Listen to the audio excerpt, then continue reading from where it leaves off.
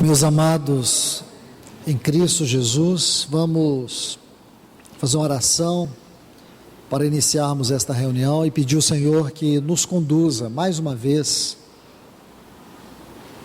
na sua palavra. Pai, em nome de Jesus, viemos aqui reunir debaixo do teu grande nome, este nome que está acima de todo e qualquer nome, o nome do teu Filho Jesus. Te pedimos, Senhor, que venha nos ajudar na tua palavra nesta hora, porque nós precisamos muito, Senhor. Não há como nós penetrarmos na vida, na realidade, na revelação desta palavra e aplicá-la à nossa vida, à nossa necessidade, como indivíduos, como assembleia, se teu Espírito não nos guiar, se ele não estiver entre nós, se ele não ministrar a nós. Por isso nós te pedimos em nome de Jesus, que não seja uma reunião como tantas outras, que essa reunião seja única no teu falar, que aquilo que o Senhor tem para falar a nós possa entrar, possa penetrar. Dificilmente nós vamos memorizar toda esta palavra, dificilmente nós vamos receber a totalidade de todo o conhecimento dela, mas o que nós queremos, Senhor, é a vida dela, é aquilo que ela tem a falar com a nossa necessidade pessoal e como assembleia. Nós te rogamos nesta noite, no grande nome de Jesus. Amém. Meus amados em Cristo, vamos continuar estudando sobre a restauração do ministério da palavra. E quero chamar a atenção de vocês novamente para 2 Reis, capítulo 22. Nós vamos ver sobre o reinado de Josias. Nós já vimos algo acerca deste assunto em outras oportunidades. Eu não quero ficar sendo repetitivo, por isso eu quero falar alguns pontos básicos aqui e entrar em outros detalhes que nós não vimos das outras vezes. Eu creio que todos nós sabemos que este rei, o rei Josias, 2 Reis, capítulo 22, que narra a história deste rei, nós sabemos que ele foi, juntamente com Ezequias, os dois reis piedosos do reino do sul. Israel se dividiu em dois reinos. Dos 19 reis do reino do sul, 2 foram piedosos. Quais? Ezequias e Josias. Ezequias, ele havia reinado 57 anos antes. Então, se você estuda todo esse período, Ezequias promoveu grandes reformas. Havia ocorrido muita degradação moral, espiritual. A nação estava tomada de idolatria, de corrupção, de injustiça, de imoralidade. E Ezequias promoveu uma reforma. Não foi tão profunda como no tempo de Josias, mas foi extremamente significativa, porque ele era piedoso e as suas intenções eram corretas. E logo a seguir, o filho dele, Manassés, que foi um rei terrível, ele chegou ao ponto de sacrificar seus filhos, porém no final da sua vida se arrependeu. E quando nós chegamos aqui no período do Josias, a nação estava vivendo uma profunda crise em todos os sentidos. Uma crise extrema no aspecto espiritual, moral. Ela estava mergulhada em trevas. O pai do Josias era um rei corrupto, imoral, não amava, não temia o Senhor.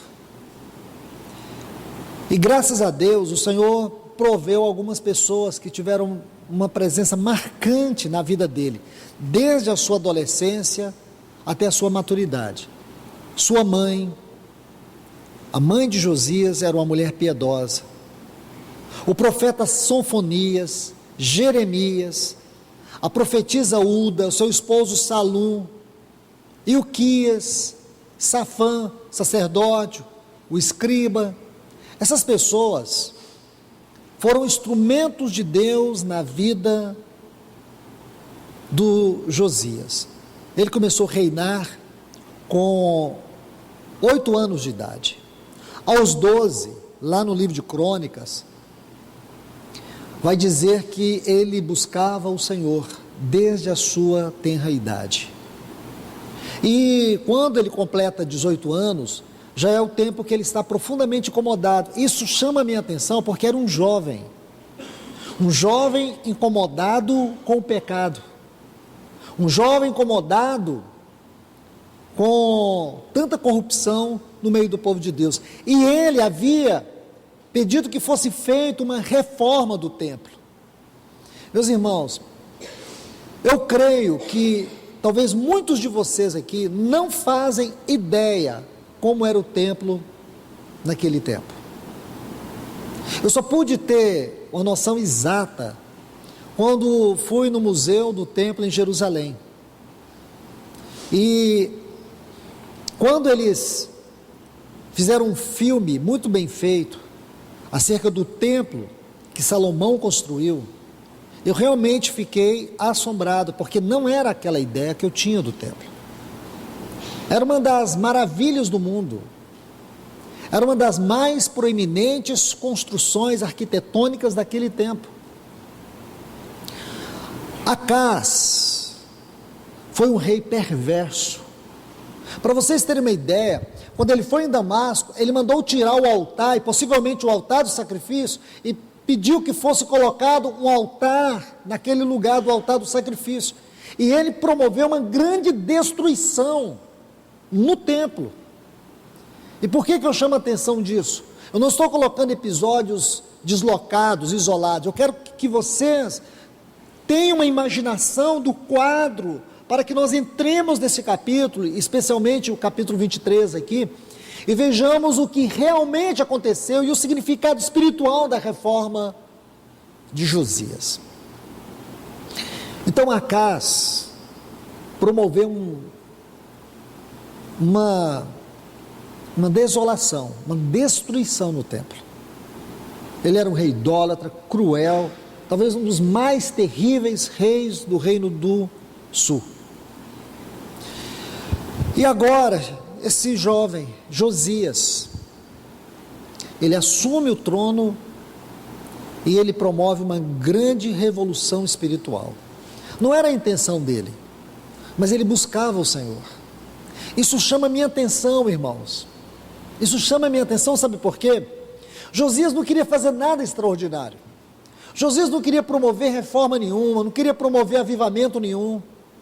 Josias não tinha interesse nenhum de chamar a nação ao arrependimento, de dizer para os sacerdotes que restaurasse a celebração da Páscoa como era lá no início.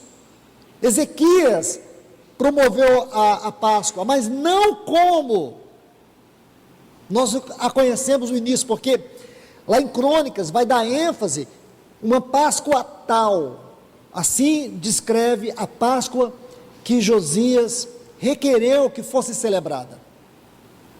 Ele não tinha intenção dessas coisas, irmãos. Ele simplesmente estava fazendo o seu trabalho normal. Mas há um detalhe muito importante que você vai encontrar aqui em Crônicas e também aqui em 2 Reis. É que a Bíblia diz assim, que ele buscava o Senhor. Ele amava o Senhor.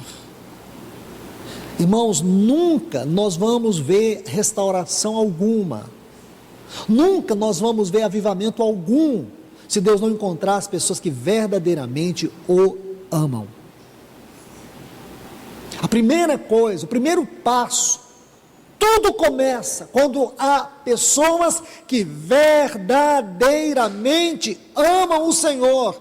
Se não encontramos, ou se Deus não encontra pessoas que o amam de verdade, nada será feito, é só mais uma nova religião, é mais um novo grupo, boas intenções, mas nunca a verdadeira restauração. Mas aqui eu preciso colocar um ponto. De fato, o que aconteceu no tempo de Josias não foi um grande avivamento, não foi. Nós não podemos dizer que realmente aqui aconteceu algo que alcançou toda a nação. Eu vou dizer um ponto interessante para vocês. A sentença divina já havia sido dada para Judá. Escute isso, vou falar isso com muito cuidado. Deus já havia dado a sentença de execução. Porém, Deus a retardou. Josias, sabe quanto tempo que ele reinou? 31 anos. Eu contei para vocês, numa outra palavra, sobre a morte de Josias, buscando um aspecto espiritual. Ele entrou numa guerra que não era dele, uma guerra entre o Egito e a Babilônia. Não era dele aquela guerra, mas ele entrou, e foi aí que ele morreu. Mas deixe-me colocar algo com muito cuidado, e gostaria que vocês pesquisassem sobre isso, porque é importante. A sentença já havia sido dada, isto é, nada ali naquele momento poderia remover o derramar da ira de Deus sobre Judá. A sentença havia sido dada. Deus encontrou um homem piedoso, Deus abriu uma porta para aquele povo, mas Deus sabia que aquele povo não ia se arrepender. Então, em meio à eminência do juízo divino, ainda Deus pôde encontrar um homem, não somente um, mas um remanescente aqui. Deus encontrou um remanescente.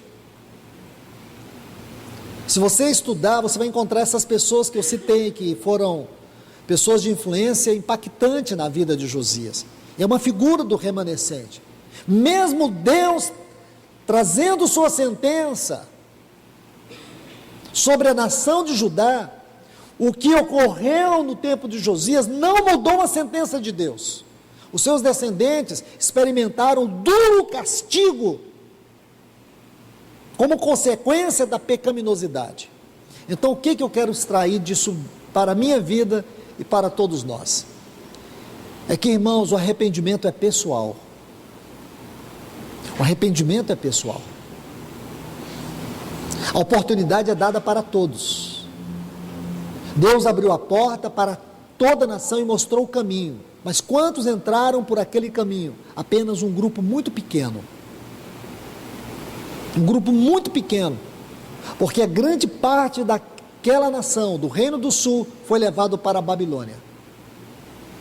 Então nós queremos aqui examinar com muito cuidado, não apenas vendo a história. O objetivo dessa palavra não é contar a história, é olhar a história e refletir sobre os dias que nós estamos vivendo. Porque Deus vai julgar essa terra e não há quem faça Ele mudar o seu curso. Deus julgará este mundo. Não se envolva com esse tipo de movimento. Vamos orar pelo Brasil, orar para o Brasil. Qual o nosso objetivo de orar por essa nação? Alguém me apresente um motivo para que haja justiça. Será que as gerações passadas, os movimentos passados, os cristãos do passado, não oraram por essa nação? Qual é a justiça que essa nação tem? Vamos orar para que essa nação sofra uma grande mudança no seu caráter moral. Ah, meus irmãos, não se envolvam com guerras nas quais o Senhor não te chamou. Eu vejo muito isso. Tem deputado federal lá em Brasília que pega a Bíblia, vai para a tribuna e fala que Deus vai mudar esse país, orar pelo Congresso. Orar pelo Congresso para quê? Para quê, irmãos? Recebi um vídeo muito interessante.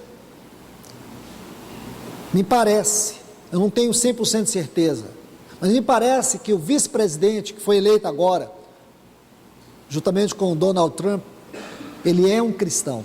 Parece-me que é um cristão. Acho que é isso mesmo. Eu não sei nada sobre a fé dele. E a minha expectativa é que ele seja um cristão autêntico e verdadeiro. Glórias a Deus se isto é verdade, que o que a gente deseja é que todos que são cristãos sejam de fato cristãos, no testemunho e em tudo. Mas nada contra ele, viu, irmãos? Mais uma palavra dele, muito bonita. Eu ouvi a palavra, o vídeo é muito interessante, onde ele conclama todas as pessoas para orarem pelos Estados Unidos. O que eu quero levar vocês a refletir não é que eu sou um pessimista, irmãos, não é que eu quero o caos, não. É que nada vai mudar o juízo de Deus sobre este mundo. É bonita a palavra dele, o chamado dele à oração é muito bonito. Só que eu não me deixo levar por isso. Meus olhos estão aqui, nesta palavra. Ninguém vai mudar o coração de Deus. O arrependimento de Josias não mudou a sentença de Deus sobre a nação de Judá. E Deus o recolheu bem jovem, para que ele não pudesse ver o fim. E o fato de Deus ter feito isso chama a minha atenção ainda mais. Deus o recolheu, um rei tão jovem. A questão é que o juízo de Deus era iminente, ele não poderia demorar mais. E os seus descendentes mostram para nós o quanto o juízo de Deus foi necessário. Então, meus irmãos, nós precisamos buscar a mente e o propósito de Deus nas nossas orações, e não o nosso bem-estar, e nem o nosso bem-estar. Irmãos, nossas orações podem estar erradas, até quando nós agradecemos a Deus, pode ser que de trás da nossa gratidão esconde intenções erradas. Muitas vezes a gente está agradecendo a Deus por uma bênção, por uma cura, pelo milagre, mas o nosso coração está no milagre, e nós agradecemos a Deus porque Ele nos deu o milagre. Mas eu penso, irmãos, que toda a nossa gratidão, seja por milagre, seja pelo que for, deve ser em primeiro lugar por aquilo que Deus é, e não por aquilo que Deus faz. Senão nós só vamos ter um coração grato quando Ele der resposta sobre o que nós pedimos. Se Ele não responde o que nós pedimos, então nós não temos gratidão. A nossa gratidão só funciona quando temos resposta, e a resposta sempre está ao que nós queremos, ao que nós necessitamos, e nunca pelo simples fato daquilo que Deus é. Então, de trás, até da nossa espiritualidade, esconde um Adão, esconde um sentimento adâmico, perigoso, irmãos. E a gente precisa tanto do Espírito Santo, nos ajudando a sondar nossa mente, nossos pensamentos, nossos sentimentos, para que nós não venhamos cair no engano de buscar as coisas de Deus e não o próprio Deus. Então nós precisamos de ajuda a todo tempo e a toda hora e sobre todas as coisas. Então vamos continuar aqui. Vamos entender a situação espiritual de maneira mais aguda. Nós vimos de maneira panorâmica. Agora vamos entrar em detalhes e aplicar isso à nossa vida. Eu chamo a atenção de vocês para o capítulo 23 do livro de 2 Reis. Então, no capítulo 22, nós temos o início do seu reinado. Sabemos que ele encontrou, deixe-me colocar isso, antes que nós vejamos detalhes no capítulo 23, nós sabemos que estava havendo uma reforma lá no templo, e o Josias pediu ao escriba Safã, que fosse até o sacerdote Ilquias, ele averiguasse as questões financeiras daquela reforma ali no templo. Então, quando ele chega até o sacerdote Ilquias, aí o sacerdote diz assim para ele, para o escriba Safã, isso está no versículo 8: achei o livro da lei na casa do Senhor. Então aqui eu preciso colocar um ponto para vocês, antes que avancemos para o capítulo 23. Existem alguns questionamentos acerca deste livro. Alguns dizem que era todo o Pentateuco, e possivelmente sim. Mas acredito, e alguns também acreditam, que essa parte que foi lida, possivelmente seja o capítulo 28 e 29, onde fala sobre as bênçãos e as maldições, se o povo não obedecessem à lei de Deus. Observe, irmãos, existem alguns estudiosos, Inclusive, a tradição judaica diz que este livro, ele foi encontrado debaixo dos escombros, quando Acás promoveu aquela destruição, aquela devastação no templo. Então, muitos escombros, muitas partes foram destruídas, e debaixo desses escombros, assim diz a tradição cristã, que esse livro foi encontrado. Então, guarde esta figura na sua mente. Este livro, possivelmente, ele foi encontrado debaixo de muitos escombros, porque estava havendo uma reforma no templo. Guarde isso, por favor. Quando você abrir o capítulo 22 de 2 Reis, o que você vai ver? Você vai ver um rei jovem, muito jovem, vivendo um contexto crítico, um contexto delicado do ponto de vista social, moral e principalmente espiritual. Tudo a ver com os nossos dias.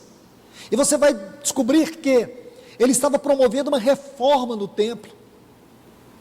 E naquele exato momento, quando ele pede o escriba Safã que fosse até o templo encontrar com o sacerdote Uquias, quando ele vai lá para poder ver essas questões da parte financeira, como estava a reforma e tudo isso, o sacerdote Uquias diz para ele: encontrei o livro da lei.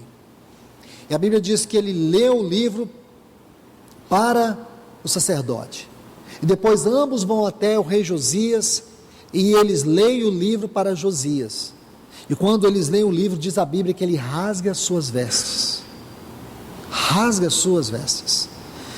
e depois dele ter feito tudo isso, agora vai promover uma reforma mais aguda, que está aqui no capítulo 23, eu quero mostrar duas cenas para vocês, no capítulo 23, e gostaria que vocês guardassem essas duas cenas. Nós vamos ver vários detalhes, porém quero iniciar com essas duas cenas. A primeira está aqui nesse versículo 8 do capítulo 22, então 2 Reis, capítulo 22, versículo 8, essa cena, quando diz encontrei o livro da lei, essa palavra encontrei, naturalmente ela indica algo que estava perdido, só que não era alguma coisa perdida, algo que estava entulhada. Por que essa palavra estava perdida? Por que foi encontrada? Porque ela não ocupava um lugar, o lugar central. Deixe-me colocar isso, irmãos, com mais cuidado. Quando Deus deu a lei, você se lembra quando Deus deu a lei? Lá no Monte Sinai, 12ª estação da peregrinação do povo de Israel pelo deserto. Foi solene, irmãos. Moisés subiu no Monte Sinai, 2.244 metros de altura, um ancião de 80 anos. Foi Deus mesmo, com seu dedo de poder, que escreveu aquelas tábuas da lei. Mas nós sabemos que não somente aqueles 10 mandamentos, mas os princípios governantes da sua casa e de todo o serviço espiritual. Mas vamos nos deter aqui nesses 10 mandamentos, como núcleo do pacto, da aliança. Então Deus deu a lei, era sagrado isso para eles, irmãos. Sabe aonde ficavam as tábuas da lei? Você sabe? Dentro da arca. Então quando você lê, encontrei o livro da lei, o que vem à sua mente? Se esse livro ficava dentro da arca, os 10 mandamentos, você tem uma figura. Mas se era o Pentateuco, uma parte dele, então vamos excluir a arca aqui, não temos a arca. Mas o certo é, irmãos, que se você exclui também essa parte do núcleo, do pacto, daquilo que Deus deu no Monte Sinai, ou se são os escritos de Moisés, o Pentateuco, uma parte dele, esses livros tinham um lugar de grande proeminência no meio do povo de Deus, que seja os 10 mandamentos, que seja o livro de Deuteronômio, que seja uma parte do Pentateuco, ou todo o Pentateuco, o que foi encontrado ali deveria ocupar o lugar central naquele templo e também na vida do povo. Encontrei o livro. Por que encontrou o livro? Porque estava perdido, porque ele não era central, porque a sua leitura não era essencial. Ninguém examinava mais o livro, ninguém se importava com o livro. Essa é a primeira cena. Encontrei o livro. Ele estava perdido, debaixo de escombros. É isto, essa é a primeira cena que você precisa guardar, porque nós vamos para a segunda. E a segunda está aqui no capítulo 23, versículo 4. Então o rei ordenou ao sumo sacerdote Uquias, aí você vai ver, e aos sacerdotes da segunda ordem, os quais os guardas da porta, que tirassem do templo do Senhor todos os utensílios que tinham sido feitos para Baal e para o poste ídolo, talvez esteja na sua Bíblia, Acera, e para todo o exército do céu, e os queimou fora de Jerusalém, nos campos de Cedron, e levou a cinza deles para Betel.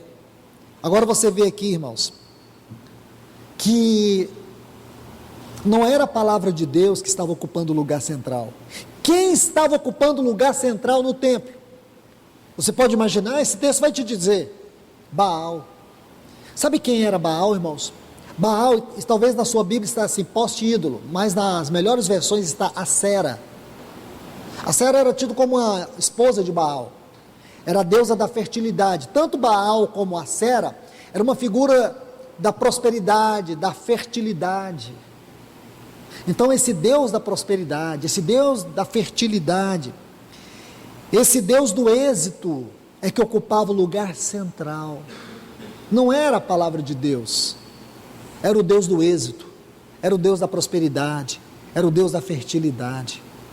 Essas duas cenas precisam estar na nossa mente para que a gente entenda as aplicações espirituais. Então vamos lá. Voltemos aqui, capítulo 23 ainda, vamos para o versículo 3. Diz assim: e o rei se pôs em pé junto à coluna e fez o concerto perante o Senhor, para andarem com o Senhor e guardarem os seus mandamentos e os seus testemunhos e os seus estatutos com todo o coração, com toda a alma, confirmando as palavras deste concerto que estavam escritas naquele livro. E todo o povo esteve por este concerto. E se você for olhando aí, desde o versículo 5, você vai ver que Josias mandou tirar todos os sacerdotes idólatras. No versículo 6, diz que ele arrancou e colocou fora a estátua de Acera. No versículo 7, diz que ele derrubou todos os lugares de prostituição. Versículo 8, diz que ele juntou os sacerdotes e promoveu uma grande limpeza em Judá, desde a fronteira sul até a fronteira norte. Aí você vai ver também, que vai dizer que ele declarou impuro a Tofete. Tofete era um lugar no extremo sudeste do vale de Inom, ou dos filhos de Inom, porque era aqui, nesse vale de Inom, que eles iam, escute bem, irmãos, pasmem, era aqui que os judeus iam, esses judeus ímpios, idólatras, eles iam para sacrificar os seus filhos. Ainda, você vai ver nesse capítulo 23, que descreve, que ele tirou fora todos os cavalos consagrados ao Deus Sol. Possivelmente não eram cavalos, mas estátuas de cavalos, que celebravam o Deus Sol. E diz que ele mandou arrancar tudo, e ainda destruiu os altares edificados a Quemos e a Milcom. Esses deuses eram deuses que só se satisfaziam com sacrifícios de crianças. Então eu estou resumindo aqui, neste capítulo 23, tudo que Josias fez, toda esta limpeza espiritual. Ele mandou arrancar tudo, tirar tudo, jogar tudo fora, queimar. Ele mandou fazer tudo isso. Agora vamos entender algo, irmãos. Preste bastante atenção no que eu vou te dizer.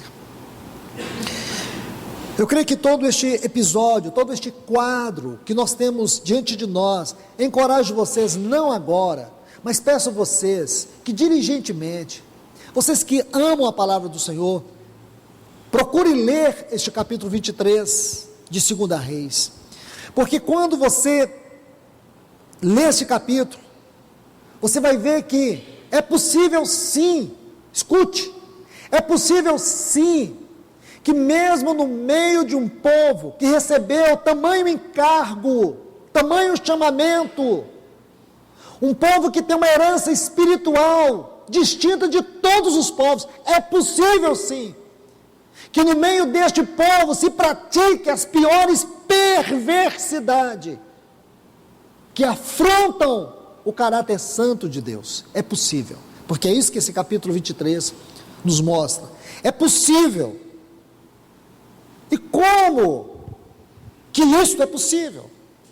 Então poderemos formular a pergunta assim: como é possível que um povo que recebeu um chamamento distinto dentre todas as nações, esta nação recebeu tal chamamento, tal revelação, tal depósito? Como é possível, tendo tudo isso, este povo desviar, apostatar? Como é possível este povo profanar aquilo que é sagrado? Como é possível esse povo deixar Deus e começar a cultuar elementos estelares, planetas, permitir astrologia, porque nós vamos ver isso, porque é claro os textos aqui, permitir práticas satânicas, a ponto de matarem seus próprios filhos para satisfazerem a deuses? Como é possível? É possível quando a palavra de Deus não ocupa o lugar central no meio desse povo. Deixe-me colocar algo aqui, irmãos. Um dos mais terríveis trabalhos do inimigo no meio do povo de Deus é enfraquecer o testemunho da palavra. Deixe-me colocar isso de maneira mais aguda. Olhe para a sua vida. Olhe para a sua vida na luz daquilo que Deus está te falando. Qual é o lugar que a palavra ocupa na sua vida? Olhe para você mesmo. Qual é o tempo que você tem ocupado com a palavra de Deus? Qual é o lugar que ela ocupa em você, te guiando, te direcionando, te alimentando, te corrigindo, te conduzindo na oração, na adoração, na comunhão? Qual o lugar que ela ocupa? Então nós podemos dizer que se você diz: olha, realmente, irmão, eu não tenho levado a palavra de Deus a sério, em nada nós somos diferentes desse povo, temos as disposições de praticar estas coisas, temos disposição e talvez tenhamos praticado outras abomináveis. E por que temos praticado coisas abomináveis? Porque não há pecado, pecadinho, pecadão. Pecado é pecado. Pecado é errar o alvo. O pecado nos faz perder Deus de vista. O pecado nos faz fracassar no nosso chamado, na nossa vocação, na nossa fé. O pecado torna você uma pessoa insípida, fria. O pecado destrói o seu amor a Deus. É o pecado. Enquanto que a palavra de Deus, ela destrói a força e o poder do pecado. Sempre que o pecado te atingir, a palavra de Deus for viva, for eficaz, for cortante, for penetrante na sua vida, você vai buscar um arrependimento imediato, como também vai alcançar misericórdia, graça, porque a palavra está ali trabalhando. Ela é vida, ela não é um livro, ela não é um som, ela é uma voz poderosa. Se você pode respirar, se você percebe que tudo neste universo está em ordem, é porque este universo foi criado pela palavra e está sendo sustentado pela palavra de Deus. E a parte mais gloriosa é aquilo que Deus nos deu em seu Filho. A parte mais gloriosa da palavra é aquilo que nós temos em Cristo. Então você imagina, aquele povo abandonou a palavra, e porque eles abandonou, fizeram todas essas coisas. Vamos ver isto. Vamos ver, irmãos, eu vou chamar esse tema agora, a figura da palavra de Deus debaixo de escombros. Quando a palavra de Deus está em ruínas, quando a palavra de Deus está entulhada, seja em uma assembleia, ou seja na vida individual. Então, por favor, observe, quando a palavra de Deus ela está entulhada, ela está em escombros, ou debaixo de escombros. Seja na vida de uma assembleia, ou seja na vida individual, nós vamos ver o que realmente ocorre. Vamos aqui observar com muito cuidado. O versículo 4 do capítulo 23, quando diz assim, vamos ver apenas algumas frases. Quando diz aqui, bem no meio do texto, diz assim: todos os utensílios que haviam sido feitos para Baal, para a Sera, está vendo aí, a deusa da fertilidade e da prosperidade, para todo exército do sol. Quando a palavra de Deus não ocupa o lugar central na vida da igreja, o culto perde o foco, a vida espiritual perde o foco. Agora eles cultuavam quem?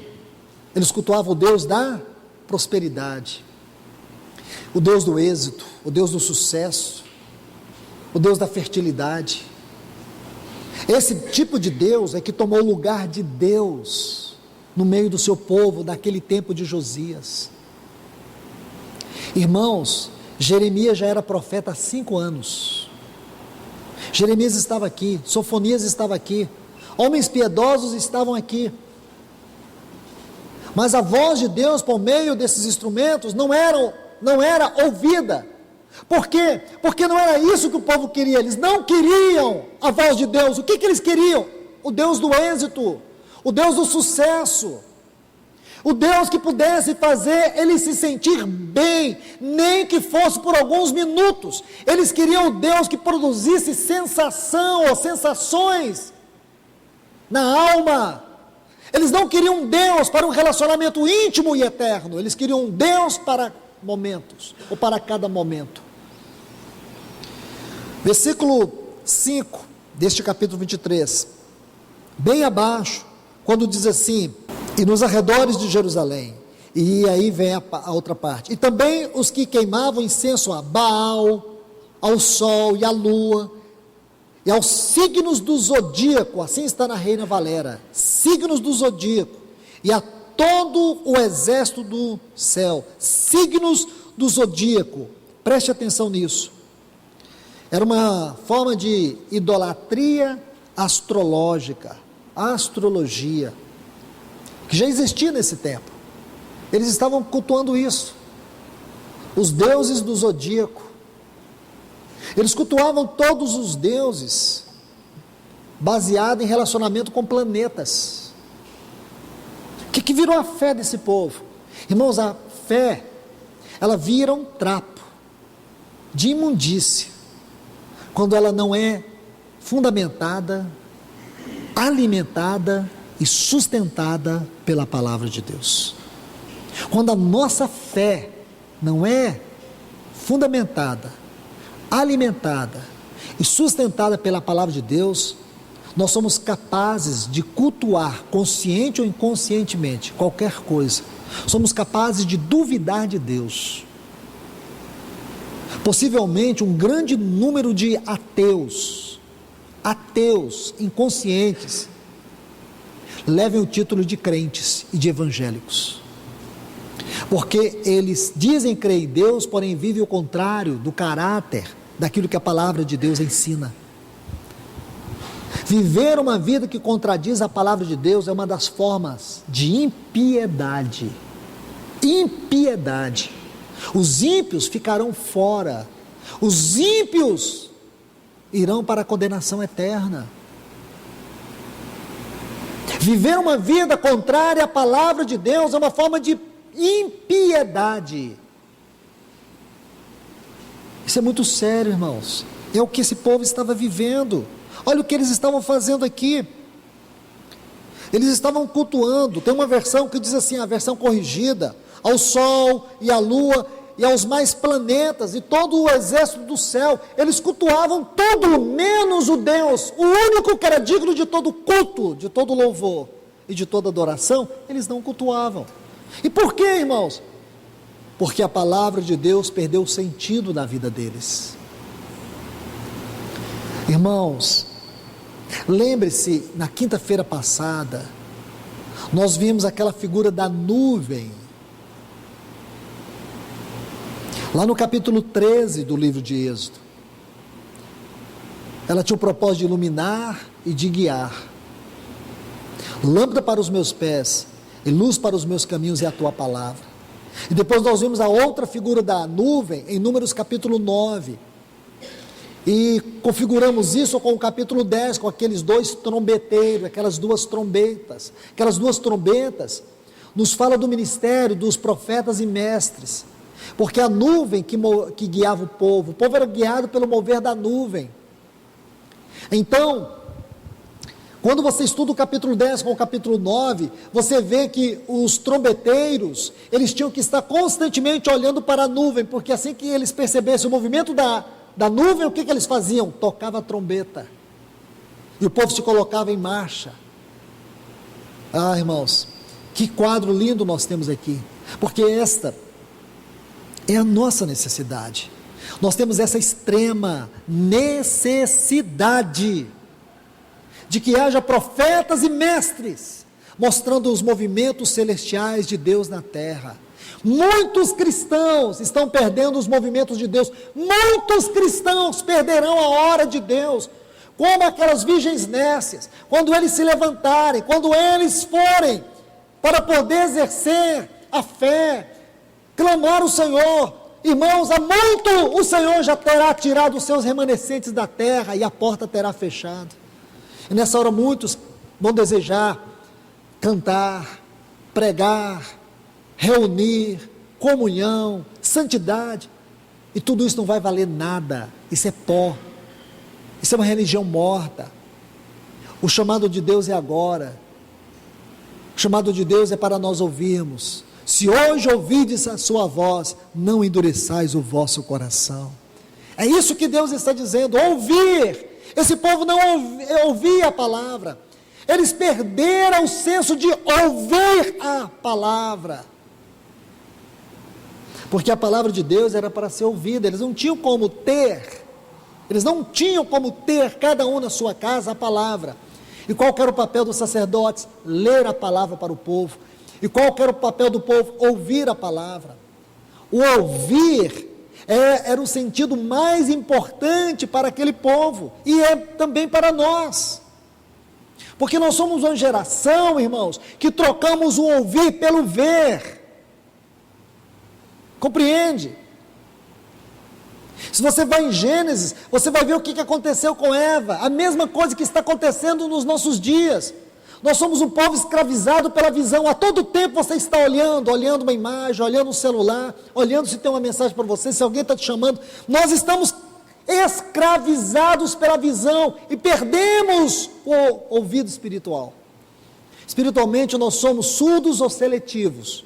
Surdos quando não ouvimos, é claro, e seletivos quando só ouvimos o que queremos ouvir. Isso é sério, irmãos, porque o grande chamado da Bíblia é ouvir, ouvir, ouvir. Se hoje ouvirdes a sua voz, não endureçais o vosso coração. Como escaparemos nós? Como escaparemos nós, se não agarrarmos essa tão grande salvação? Como? Esse povo deixou de ouvir, e aí o que eles passaram? A ver, a buscar, ficar à noite, subir nos montes. Eles subiam nos montes, ficavam olhando para os astros, e cada estrela que brilhava, eles adoravam aquelas estrelas.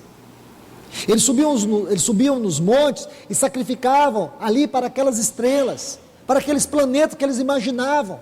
Criaram um relacionamento de ilusão, era baseado na ilusão e não na fé. Irmãos, escute isso, muito daquilo que nós chamamos de espiritual pode estar sendo baseado em ilusão e não na fé. Lembre-se, a fé só tem lugar quando a palavra de Deus tem a sua preeminência. Sem a preeminência da palavra, a fé não existe.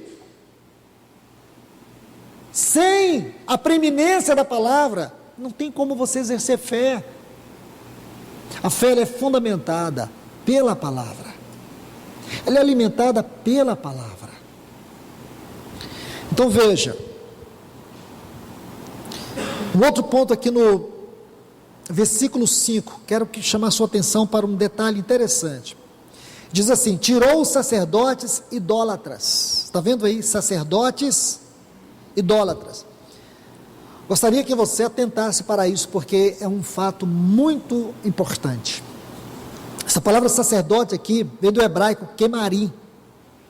Quemarim. Sabe quantas vezes essa palavra ocorre no Velho Testamento? 3 vezes. Essa palavra aqui, sacerdote, como nós estamos lendo em português, você não vai notar essa diferença.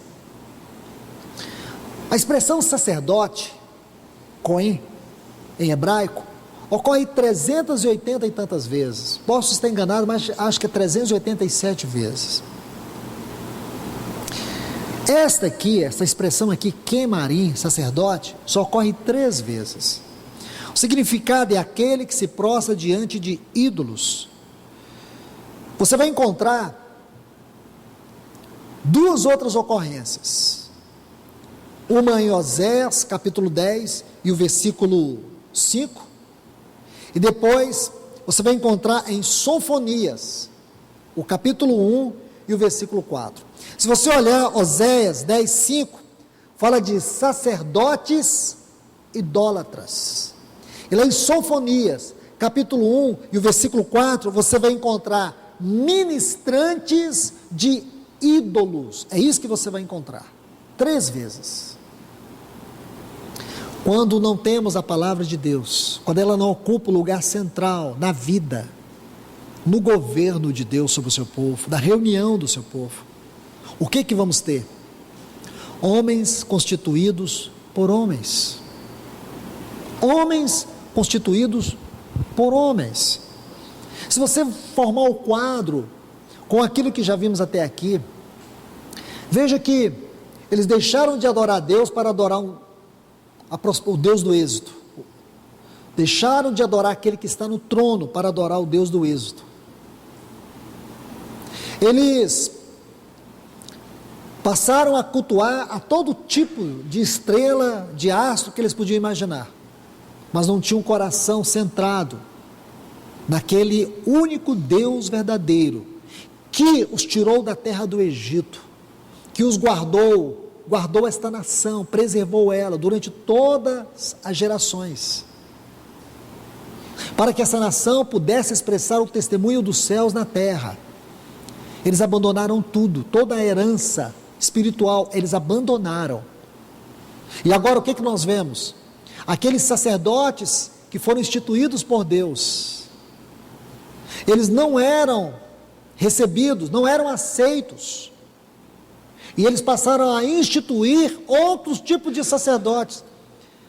Existem alguns comentaristas cristãos que, falando sobre isso, diz que esses sacerdotes aqui se vestiam de preto, porque eles tinham como que práticas satânicas, absurdas, em nada expressavam o verdadeiro santo encargo daquilo que Deus havia dado a Arão e aos seus descendentes, a tribo de Levi, onde havia o sumo sacerdote e os demais sacerdotes. Irmãos, quando a palavra de Deus não ocupa o lugar central na vida do povo de Deus, o que nós temos? A profanação de todo o serviço espiritual. Aí você vê uma constituição, uma instituição de homens, e não uma instituição, uma constituição divina. Homens que expressem a mente de Deus, e aqueles que expressam a mente de Deus não são aceitos, não são recebidos. Guardem isso, irmãos. Vamos para o versículo 7, aqui do capítulo 23. Além disso, derribou os lugares de prostituição idolátrica que estavam na casa do Senhor. Observe bem. Na tradução brasileira fala, derribou as casas de prostituição cultual. Acho que na revista corrigida, me desculpe. Mas na tradução brasileira, uma versão que eu aprecio muito, já disse isso repetidas vezes. Diz assim, casa de homossexualismo. Você imagina, irmãos? Havia naquele templo sagrado que Salomão fez, lembra ali em 1 Reis, capítulo 6, a seguir, capítulo 7, as questões delicadas da edificação do templo, quando aquele templo foi concluído, diz que a glória do Senhor veio e encheu toda aquela casa a ponto de ninguém poder entrar, porque a glória de Deus entrou por todo aquele templo. E agora, o que você encontra? Você encontra aqui uma descrição que chega a doer dentro de nós. Havia em algum lugar daquele templo uma parte que era dedicada a práticas imundas, imorais, que afrontavam o caráter santo e moral de Deus. E diz assim, olha a frase, irmãos, a gente precisa ler isso sem nenhuma escama nos nossos olhos, nós temos que ler isso de maneira aberta, como está aqui, olha o que diz, derribou, no versículo 7, os lugares de práticas de prostituição idolátrica. Então aqui está, na versão tradução brasileira, casas de sodomia ou de homossexualismo, revista corrigida. Essa revista corrigida, ela tem uma sigla que chama DO. Essa versão foi feita em 1898, depois ela foi revisada em 1969, é uma versão muito antiga e muito fiel ao texto original. Ela diz assim: casa dos rapazes escandalosos que estavam na casa do Senhor.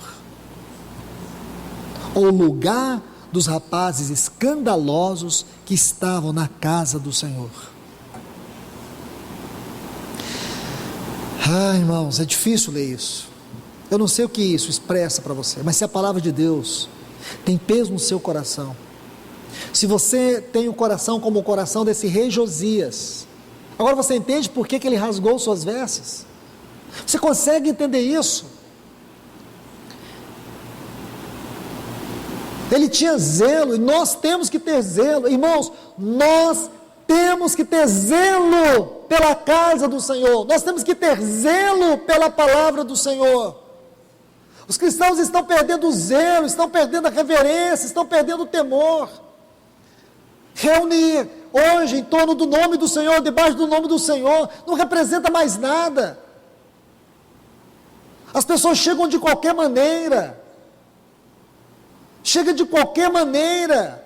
não se preocupam com nada.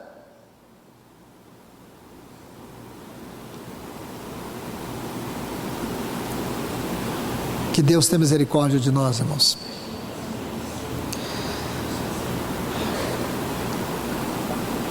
Versículo 11.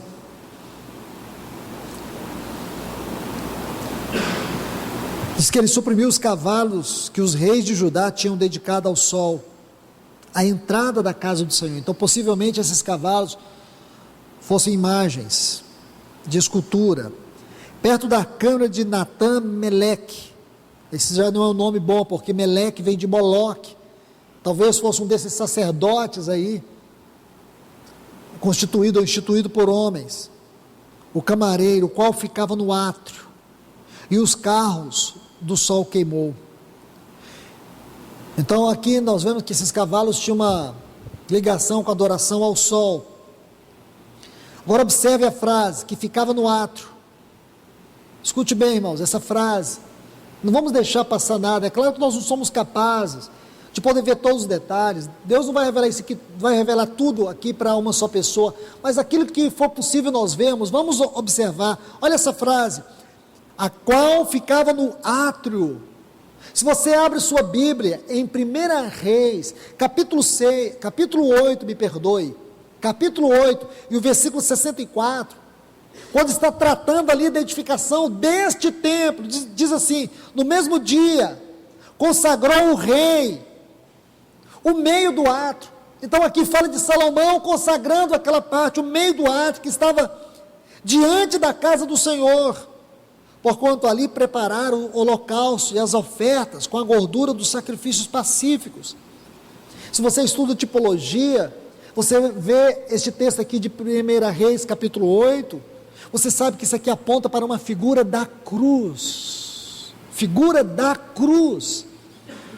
Então veja que a doutrina da cruz, mostrando o caminho da cruz, o trabalho eficaz da cruz, esta doutrina tem sido desprezada. E por que essa doutrina está sendo desprezada?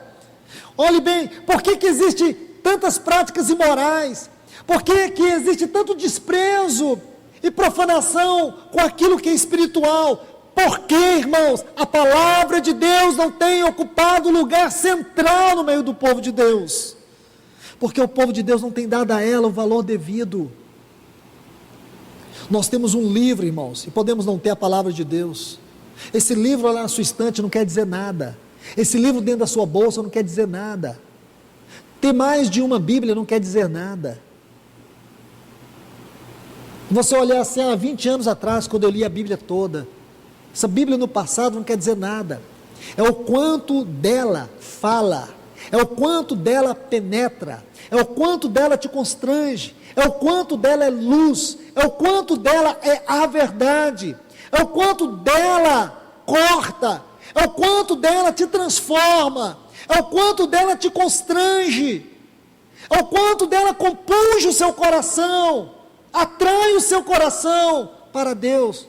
Isto que é a palavra de Deus, não é ter uma Bíblia, porque você pode ter uma Bíblia e nunca tocar nela a palavra de Deus.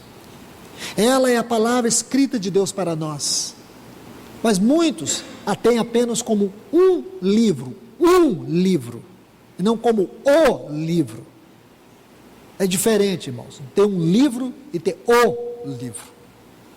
Ela precisa ser única na nossa vida, única.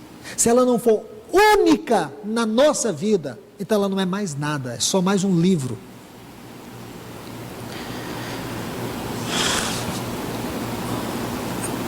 Então aqui nós vimos, por esses versículos, o que realmente aconteceu ali. Ver essas coisas aperta o nosso coração e nos mostra, irmãos, como é possível coisas tão terríveis ocorrer entre nós, quando a palavra de Deus perde o seu lugar. Que o Senhor nos ajude mais uma vez, que o Senhor inquiete o nosso coração para que vejamos o lugar que a palavra deve ocupar na nossa vida, irmãos, como assembleia e como pessoas. Que o Senhor nos ajude, que nossa oração seja esta: Senhor, restaure em minha vida o lugar da Tua palavra. Restaure. Na semana que vem vamos continuar dentro deste mesmo quadro, mas vendo especialmente agora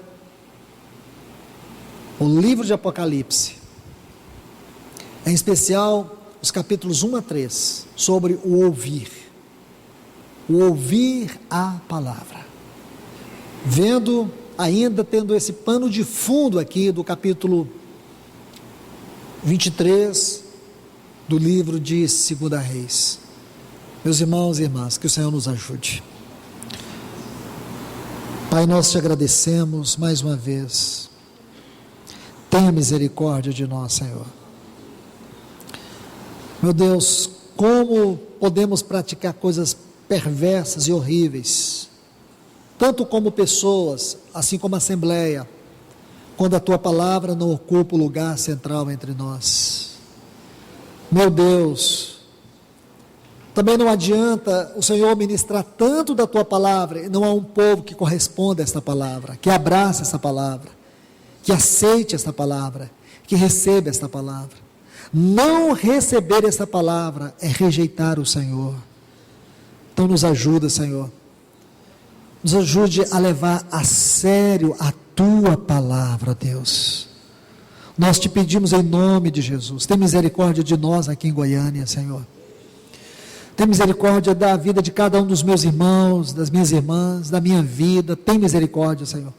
Se nós não temos dado lugar devido à Tua palavra, se nós não temos buscado um relacionamento com a Tua palavra, quão vil é o nosso estado, quão terrível é o nosso coração. Senhor, esse capítulo 23 mostra o que existe e reside no velho homem, e o quanto nós, de nós mesmos, em nossa vida natural, somos capazes de cometer pecados que nós somos capazes de praticar, quando nós deixamos de ser corrigidos pela Tua palavra, quando nós deixamos de ser alimentados pela Tua palavra. Nos ajuda, Deus, em nome de Jesus, nos ajuda, Senhor. Eu te peço mais uma vez, Senhor, vem nos ajudar. Em nome de Jesus. Amém, Senhor.